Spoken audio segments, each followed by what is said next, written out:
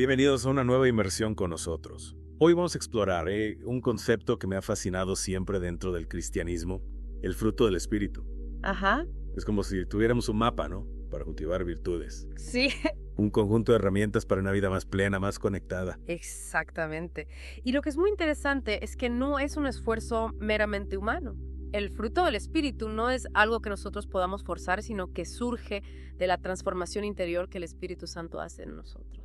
Eso me intriga porque a veces pensamos en las virtudes como algo que tenemos que lograr por nuestra cuenta, ¿no? Sí, Es como una lista de tareas para tachar, pero aquí se habla de una obra del Espíritu. precisamente. Mm.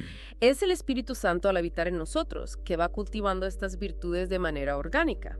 Pablo lo describe muy bien en Gálatas 5.22-23, donde él contrasta el fruto del Espíritu con las obras de la carne, enfatizando la transformación profunda que se produce en el creyente. Es que ese contraste me llama mucho la atención. Es como si Pablo nos estuviera diciendo, miren, hay dos caminos. Uno lleva a la frustración, al egoísmo, ¿Sí? y el otro a la paz y el amor. Es una buena interpretación. Pablo nos invita a discernir, a observar qué tipo de fruto estamos produciendo en nuestra vida. ¿Reflejan nuestras acciones ese egoísmo, esa división, o reflejan la generosidad y la unidad que provienen del Espíritu? Interesante. Y hablando de frutos, Pablo menciona 9 virtudes específicas en Gálatas, ¿verdad? Así es. Amor, gozo, paz. Uf. Es una lista larga. Sí, son 9 virtudes que en conjunto representan la vida transformada por el Espíritu. Ok, Pero no son compartimentos estancos, sino que se interrelacionan, se complementan entre sí. entiendo. Entonces, empecemos por la primera. El amor. ¿Qué significa el amor en este contexto? Porque claro, la palabra amor se usa mucho Sí. y a veces pierde su profundidad. El amor, en el contexto del fruto del Espíritu, va mucho más allá del sentimiento romántico o del afecto familiar. Es un amor que se asemeja al amor de Dios, incondicional, sacrificado, que busca el bien del otro por encima del propio. Eso me hace pensar en la historia del buen samaritano, ¿no? El samaritano no conocía al hombre herido, pero lo cuidó, lo ayudó sin esperar nada a cambio. Exactamente. Ese amor desinteresado, supongo, es un reflejo del amor de Dios. Exactamente. El amor del que habla Pablo se traduce en acciones concretas. Ayudar al necesitado, perdonar al que nos ha ofendido, ser pacientes con las personas difíciles. Es como si el amor fuera la raíz, ¿no? Ajá. De la que brotan todas las demás virtudes. Podríamos decir que sí. Mm, El amor es el motor que impulsa a la bondad, a la paciencia, a la paz. claro, porque sin amor, las demás virtudes podrían ser vacías, ¿no? Podríamos ser buenos por obligación o pacientes por resignación, pero no sería auténtico. Exacto. El amor es la esencia, el combustible que da vida a todas las demás virtudes. Me gusta esa imagen del combustible. Y hablando de combustible, pasemos a la siguiente virtud. El gozo. Es simplemente sentirse feliz. Porque la felicidad, ya sabemos, es algo efímero. El gozo, aunque a veces se confunda con la felicidad, tiene una raíz mucho más profunda. No depende de las circunstancias externas, sino que brota de la relación con Dios. Es una paz interior, una confianza en su amor que nos sostiene incluso en medio de las dificultades. O sea, es como si el gozo fuera un manantial Ajá, que pues, brota desde dentro, ¿no? Sí, No se agota con las circunstancias, exacto. sino que nos alimenta constantemente. Cierto. Piensa en la historia de Pablo y Silas en la cárcel. Estaban presos, azotados, ¡Wow! pero cantaban himnos de alabanza a Dios. Ese es el gozo que proviene del Espíritu, una alegría profunda que trasciende las dificultades. Claro, porque si nuestro gozo dependiera solo de las circunstancias externas, estaríamos condenados a la montaña rusa emocional, ¿verdad? Sin duda. El gozo del que habla Pablo es una ancla que nos da estabilidad en medio de la tormenta. Y esa estabilidad, esa paz interior, nos lleva a la siguiente virtud, la paz. ¿Cómo se manifiesta la paz en el contexto del fruto del Espíritu? La paz que nos regala el Espíritu tiene dos dimensiones. La paz interior, esa serenidad que nos permite afrontar los desafíos sin angustiarnos, y la paz en las relaciones, la capacidad de construir puentes de entendimiento y reconciliación, incluso en medio de conflictos. Pienso en la imagen de un mar en calma. Aunque haya viento y olas en la superficie, en el fondo reina la quietud. Ajá. La paz del Espíritu nos permite mantener esa calma interior, incluso cuando hay turbulencias a nuestro alrededor. Es una imagen muy acertada. Y esa calma interior nos ayuda a responder con sabiduría a las situaciones difíciles, a no dejarnos llevar por la ira o la impulsividad. Claro, porque si actuamos desde la paz interior es más probable que busquemos soluciones pacíficas a los conflictos, ¿no? En lugar de reaccionar a la defensiva o con agresividad. Exactamente. La paz del Espíritu nos impulsa a ser pacificadores, a buscar la reconciliación y la armonía en nuestras relaciones. Fascinante. La paz es una virtud tan necesaria en el mundo de hoy, ¿verdad? donde la polarización y la violencia parecen estar a la orden del día. Sin duda, la paz que proviene del Espíritu es un antídoto contra la discordia y el odio. Es un bálsamo que sana las heridas y construye puentes de entendimiento. Hablando de desafíos, la siguiente virtud de la lista me parece particularmente difícil: la paciencia. En un mundo tan acelerado, donde todo es instantáneo, la paciencia parece un lujo. La paciencia es una virtud que se cultiva con esfuerzo y que, como bien dices, se vuelve cada vez más valiosa en un mundo que nos empuja a la inmediatez. ¿Y cómo podríamos definir la paciencia en el contexto del fruto del Espíritu? Porque a veces la paciencia se confunde con la resignación o la pasividad. La paciencia del fruto del Espíritu no es pasividad, sino una fortaleza interior que nos permite perseverar en medio de las dificultades, confiar en los tiempos de Dios y respetar los procesos de los demás. O sea, es como si la paciencia fuera una semilla que necesita tiempo para germinar y dar fruto. No podemos forzar su crecimiento, sino que debemos esperar con confianza y esperanza. Exacto. La paciencia nos enseña a esperar con serenidad, a no desesperar ante los obstáculos, a confiar en que Dios está obrando, aunque no lo veamos de forma inmediata. Es una lección difícil de aprender, sin duda. Pero me imagino que la paciencia es clave para construir relaciones sólidas, ¿no? Porque nadie es perfecto y todos necesitamos un poco de paciencia y comprensión. Por supuesto. La paciencia nos ayuda a aceptar las limitaciones de los demás, a perdonar sus errores y a construir relaciones basadas en la tolerancia y el respeto. Y hablando de relaciones, las siguientes dos virtudes, benignidad y bondad, me parecen esenciales para crear un ambiente positivo. Podríamos decir que son dos caras de la misma moneda. Aunque a veces se usan indistintamente, la benignidad y la bondad tienen matices que las distinguen. La benignidad podríamos traducirla como amabilidad, ese trato afable y generoso que hace sentir al otro valorado y respetado. Ya. Es como la primera impresión que damos a los demás, ¿no? Una sonrisa amable, una palabra de aliento, un gesto de ayuda desinteresada. Exacto. La benignidad abre las puertas a la confianza y el diálogo. Y sobre esa base de amabilidad se construye la bondad, que implica un compromiso más profundo con el bienestar del otro. O sea que la bondad va más allá de las palabras amables. Se traduce en acciones concretas que buscan el bien del otro, incluso cuando requiere esfuerzo o sacrificio. Precisamente, la bondad es esa disposición a hacer el bien de forma proactiva, a ayudar al necesitado, a defender al vulnerable, a ser justos y compasivos en nuestras relaciones. Me gusta esa imagen de la bondad como una fuerza activa que no se queda en las superficies, sino que busca transformar la realidad. Sin duda. La bondad, impulsada por el amor y la compasión, tiene el poder de sanar heridas, de construir puentes y de hacer del mundo un lugar más humano. Y para construir un mundo más humano, creo que la siguiente virtud es fundamental: la fe. ¿Cómo se entiende la fe en el contexto del fruto del Espíritu?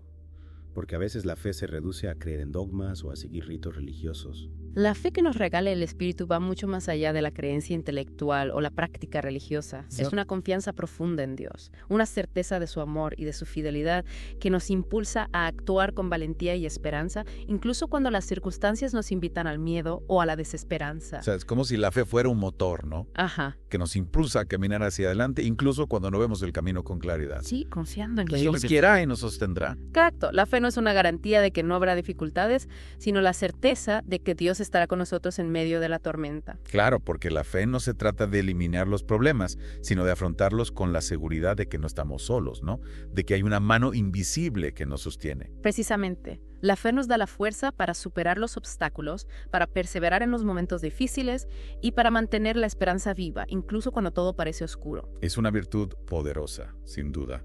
Y hablando de poder, la siguiente virtud, la mansedumbre, parece un poco paradójica. Porque a veces la mansedumbre se confunde con debilidad o sumisión. La mansedumbre, vista desde la perspectiva del fruto del Espíritu, es todo lo contrario a la debilidad. Es una fortaleza interior que se basa en la humildad y la templanza, que nos permite controlar nuestros impulsos egoístas y actuar con sabiduría y compasión. Es como si la mansedumbre fuera una fuerza tranquila, ¿no? Que no busca imponerse ni dominar, sino que se expresa con gentileza y respeto. Exacto. La mansedumbre nos libera de la necesidad de tener siempre la razón, de controlar a los demás o de responder con agresividad ante las ofensas.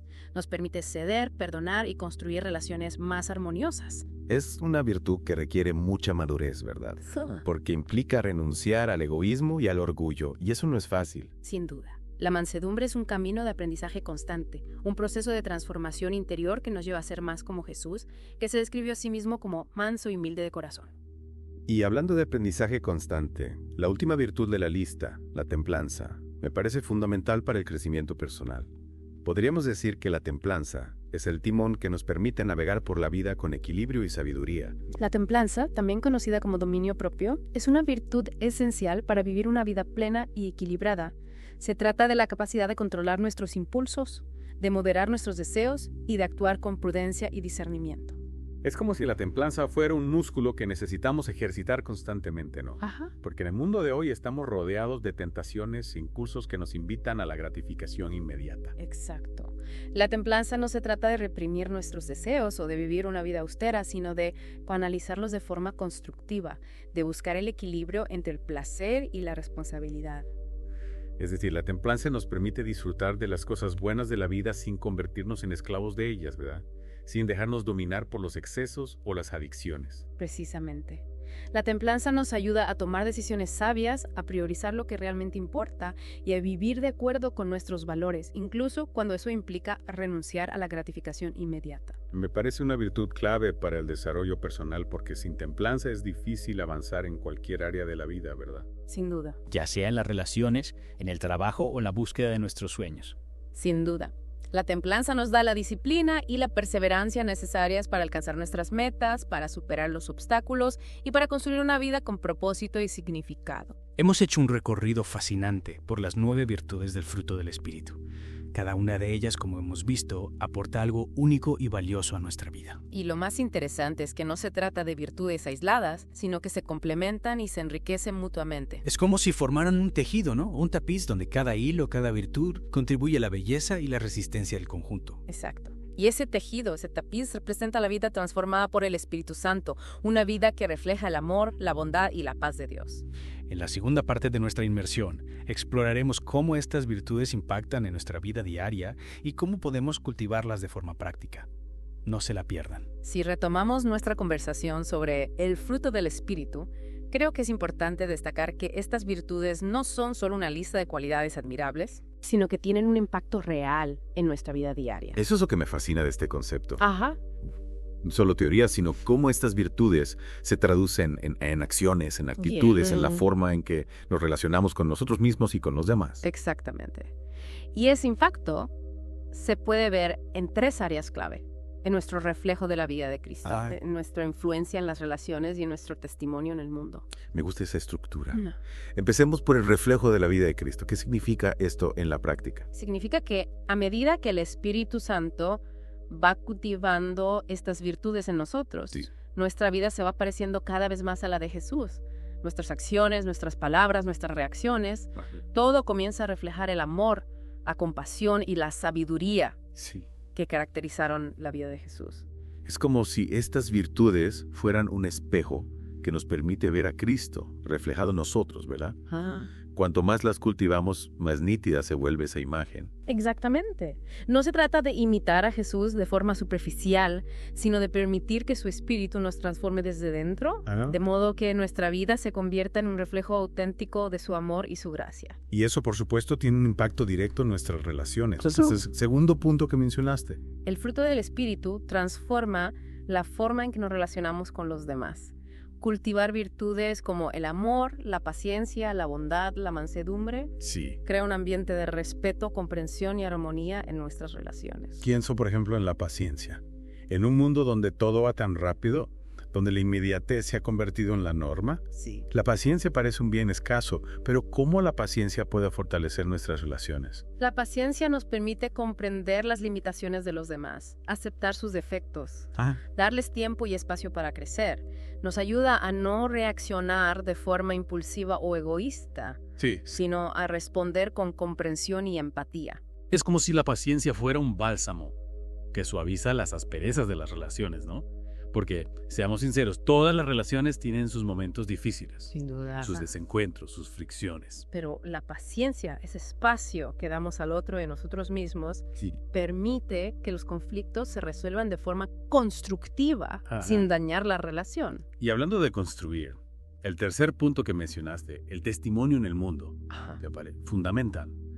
¿Cómo el fruto del Espíritu puede ser un testimonio para las personas que nos rodean? Cuando vivimos estas virtudes de forma auténtica, nuestra vida se convierte en un testimonio del poder transformador del Evangelio.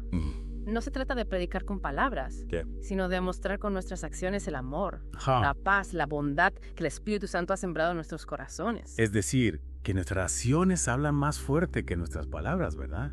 Si decimos que somos seguidores de Jesús, pero nuestra vida no refleja el amor Exactamente. y la compasión que Él enseñó.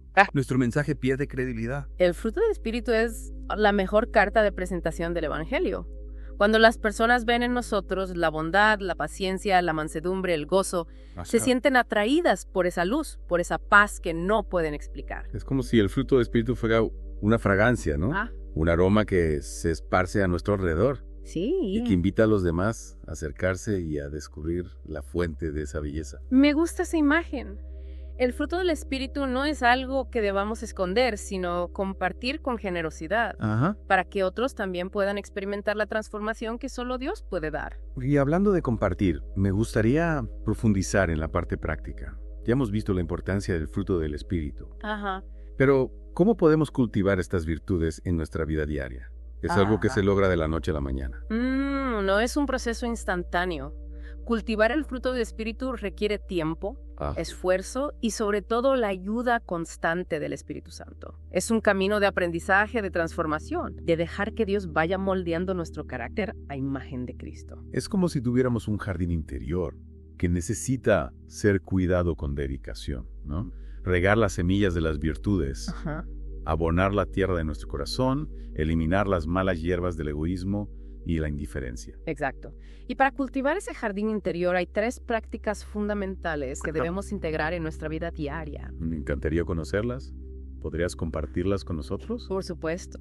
La primera práctica es cultivar una relación íntima con Dios.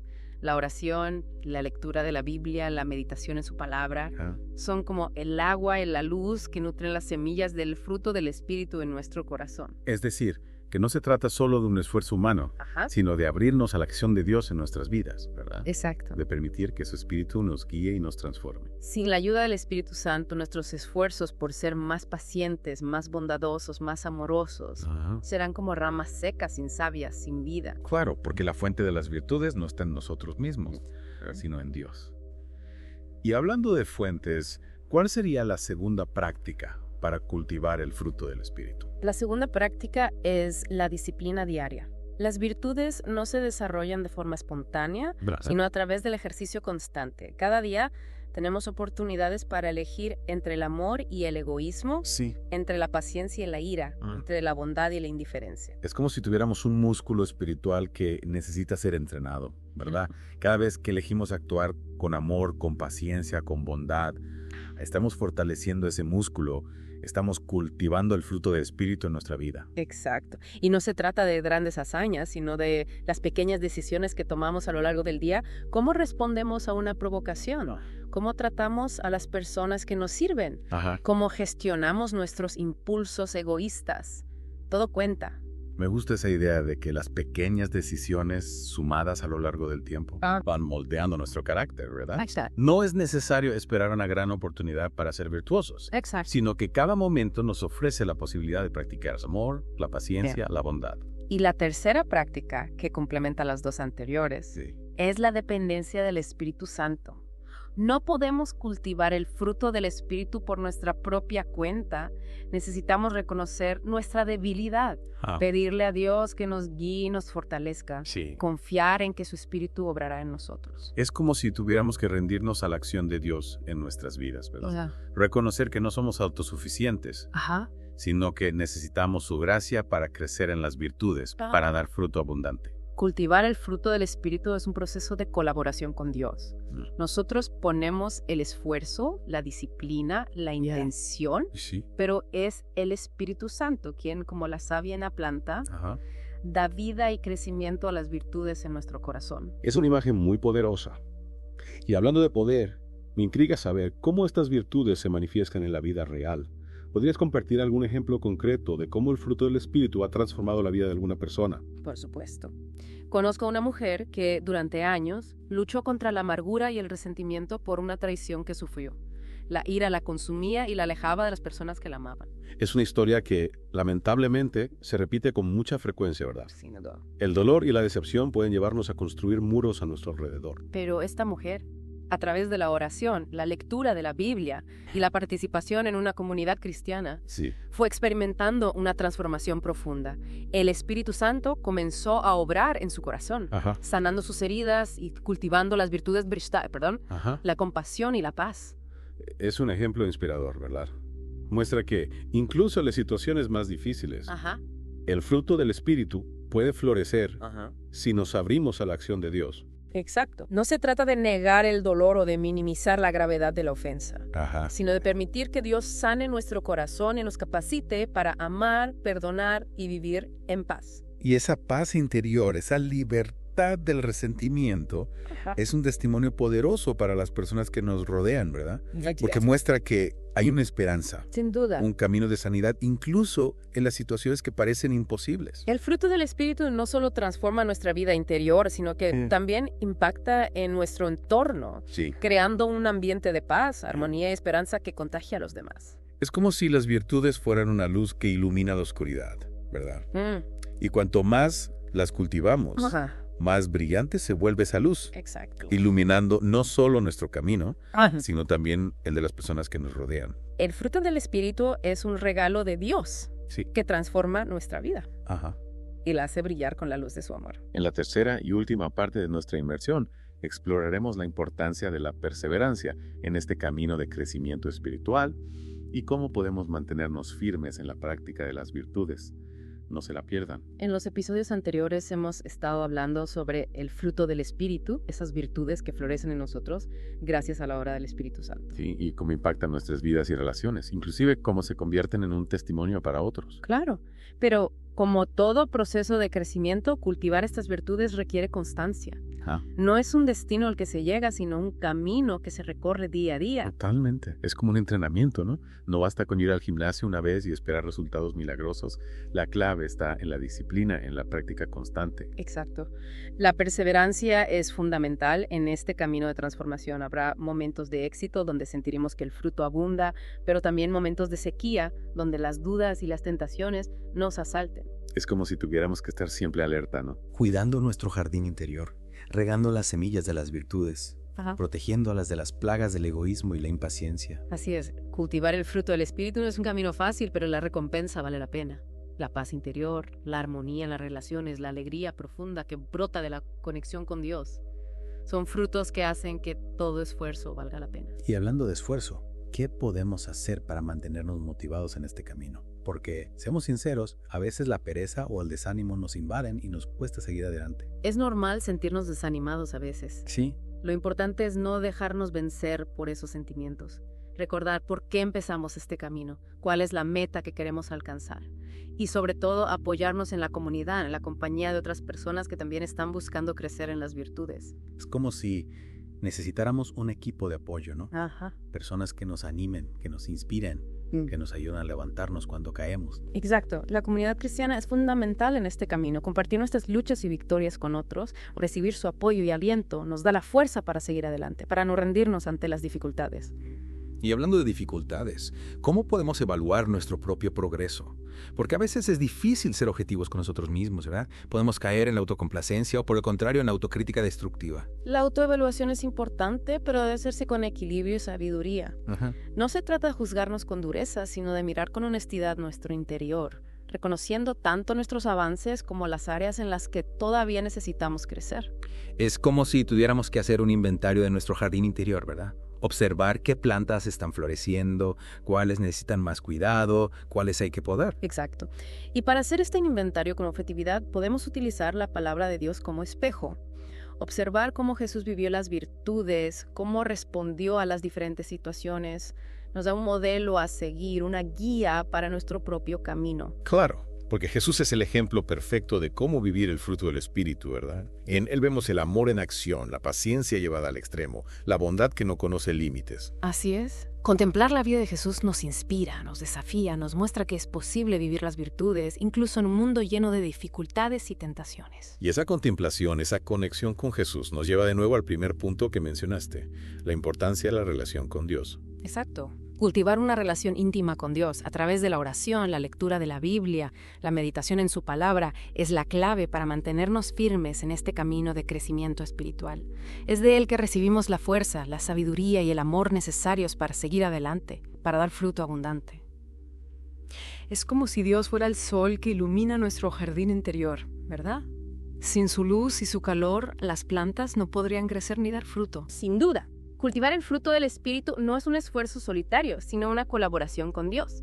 Él nos da la semilla, la tierra, la lluvia, pero nosotros debemos cuidar el jardín, trabajar la tierra, arrancar las malas hierbas. Es un trabajo en equipo donde Dios nos acompaña y nos fortalece en cada paso. Me gusta esa imagen del trabajo en equipo. Y hablando de equipo, creo que es importante recordar que no estamos solos en este camino.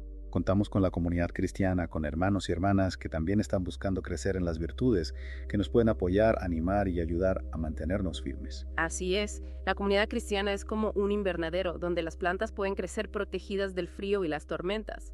Compartir nuestras luchas y victorias con otros, recibir su apoyo y aliento nos da la fuerza para seguir adelante, para no rendirnos ante las dificultades. Hemos llegado al final de nuestra inmersión en el fruto del Espíritu.